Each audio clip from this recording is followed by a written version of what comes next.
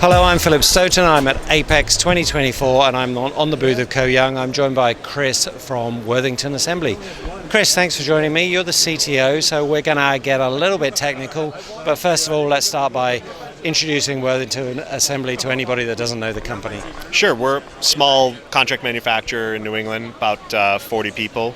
And we focus on quick turn and prototype runs, small volume, a lot of medical devices. We really like that industry, and we're a strong technical team. Everybody who works for us, they're really well trained. They're really focused on understanding what they do and being really good at it. So we spend a lot of time getting our staff to the point where we can really put a lot of faith and trust in them, and we think that reflects pretty well in the products we deliver. Our customers really appreciate that the people who are building their stuff really know what they're doing. Yeah, that's really important in terms of technology. When you look at your client base, are they mainly in the local area? Is it within a sort of limited geography, or? No, actually, we ship all over the world, all over the United States. We ship to Australia even. We have some customers in Europe and the UK, and but we obviously, I would say a pretty good majority is in the New England area, but we do ship all over the world. Okay. And you talk about that technical excellence, and you talk about having very well-trained staff. Do you think that's one of the key elements that your customers are looking for when they're seeking a contract manufacturer for these products? I don't know that it's necessarily something they're looking for right away, but I think it's something they come to appreciate eventually. Maybe they've been burned before, and then when they find a place like us and they see the technical excellence of our staff, they're happy to see it and willing to pay a bit of a premium. It's not cheap to manufacture electronics in New England, but they find the value in it and they become a good customer. Doesn't fit everybody. No. Doesn't fit everybody, but the customers who keep coming back, it seems to work for them. Yeah. And when you look at that, does that relate to where you sit within the product life cycle? Are you getting involved in the design phase all the way through to end of life, or do some companies like to try and pin you in just to the PCBA part of the business? Because the more you can do, the more you can add value. That's right, yeah. So usually the way that it gets started is they're already designing their boards. They may already have a contract manufacturer that they've been working with. Maybe they're looking to second source, something like that. And then oftentimes we start to give them some pointers and we say, hey, if you tidied up this or you change that, things would go so much easier. And then they've not gotten that feedback before, and all of a sudden they are, and they're saying, wow, this is really great. And we're able to grow those customers by just showing them that, hey, we actually kind of know what we're doing, Yeah, I think one of the things that's really interesting about the contract manufacturing industry generally is that, the industry started as pretty much built to print. So you get a box of components and you get some bare boards, throw these components on the boards and bring them back to us. And it's kind of expanded in both directions along the supply chain. And there is that sense that if an OEM will put faith in the contract manufacturing industry and hand everything over to you, you can deliver so much more for them, because you can get that right from design, and that impacts on what the board costs, the components that they need, all the way through to the end of life. Do you see customers understanding that, or is that, as you say, something they come to understand once they've seen it and felt it? Exactly. They tend to come to understand it eventually. We have one customer, they actually have their own SMT line. They do their own circuit board assembly. We do their overflow work.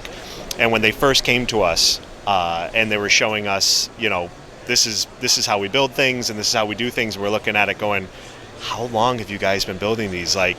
There's a lot you need to improve on here, And so we help them with that kind of a thing. And then it's way more now, hey guys, we're coming up with Rev 3 of this product. Can we talk about the design? And we'll do a screen share and they'll show us what they're working on, what they're trying to do.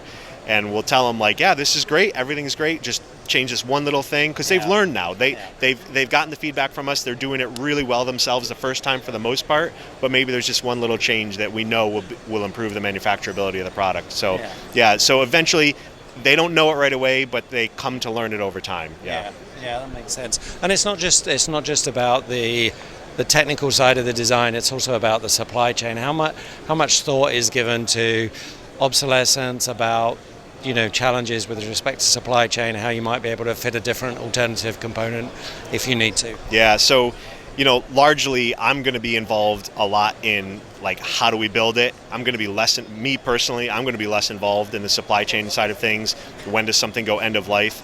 But typically I get involved when something does go end of life. Now it's an emergency. Now what do we do about it, right? Yeah. But because we've done it for a lot of customers, we tend to be able to know, like, don't worry, we have this. Here's what we can do about it. Here's how we can address it, and it ends up going pretty smooth. Most of these manufacturers, if they're end of lifing a product, they've already got a path on how you can transition to a new product. And so we just call the manufacturer, we talk to them, maybe a 3-way call with our customer, and we smooth it out, and it ends up being fine. Yeah. We're at Apex. You've been here for a day and a half. As CTO, it's your job to go and find some new toys. What have you seen that's excited you? I was just looking at our numbers. We spent almost an entire employee's time last year depaneling circuit boards. I know this sounds crazy, right? So you think SMT machines, new stencil printers, AOI, everybody talks AI and all these great new technologies, but it's like, you know how much time we spend just depaneling boards? Yeah. And so we're really looking for automation because it's just so difficult to hire. The region that we're in is largely a machining town, right? The area that we're in, there's a lot of machine shops, CNC milling, grinding, these kinds of things, and they can pay pretty well. So for us to hire operators and technicians to do this kind of work is quite challenging for us. So we're really having to find more and more ways to automate stuff. Yeah. So that's something I'm really interested in seeing. I've seen some promising equipment here, and I'm hoping to look at some more before the end of the show. Yeah, and when you look at that talent issue, obviously you talked earlier about training and the importance of that, and you train people, get them the right jobs, you're going to retain them. Yep. Recruiting is clearly a challenge. Do you see automation as a route to grow without necessarily growing your workforce? Yeah, absolutely. I mean, it's the only thing we can do. It's the only thing we can do. There's not enough people to choose from. You can bring 5-6 people in for an interview. Yeah. You can't hire them all. Yeah. They're not all the right fit. You might get 1 out of 5, 1 out of 6.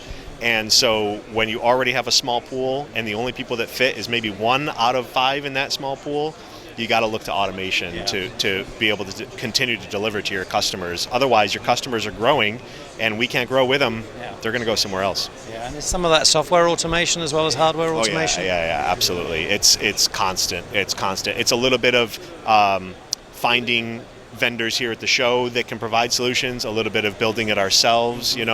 Ideally we would prefer to buy it as much as possible. Some of it doesn't exist that we really want to do, so we have to build some of it ourselves. We got some talented people to help us with that.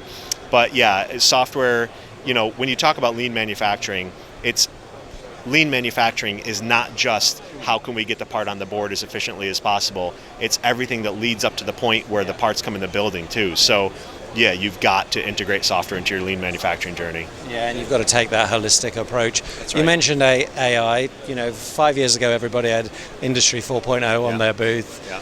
Today, everybody's got AI. Everybody's got AI on their booth.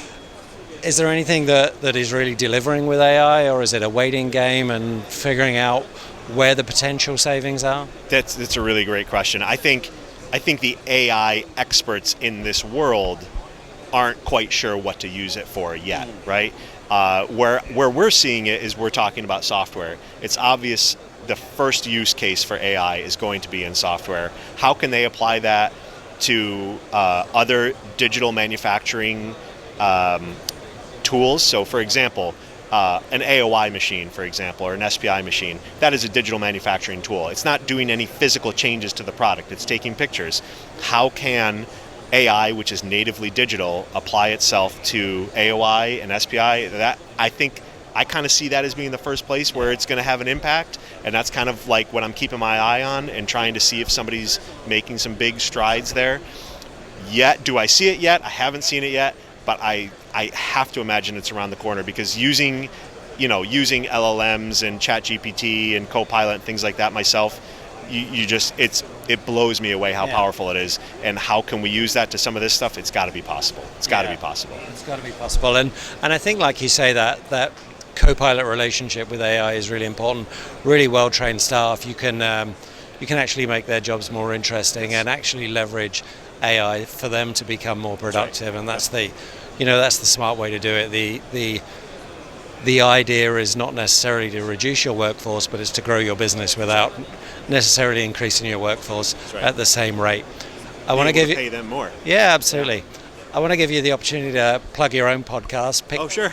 Pick Place Podcast. Tell me a bit about that, and tell me how long you've been doing it and what kind of topics you're covering. Yeah, absolutely. So it's the topic is as simple as, how does a conveyor work? Why do manufacturers use conveyors? Because we're finding, before COVID, we would do a lot of tours. We would bring people in, junior engineers, college students, and we would show them, this is what manufacturing looks like. This is how a circuit board gets built. And when they got to see those kinds of things, it informed their design decisions, and they became better designers. It reduced the cost of building products for their companies, right?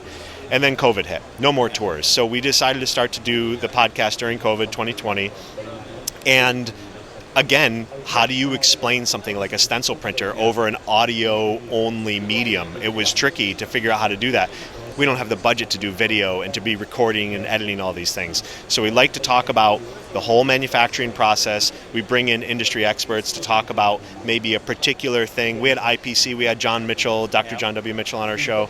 And the whole goal is to try to educate people on, or educate engineers on the manufacturing process.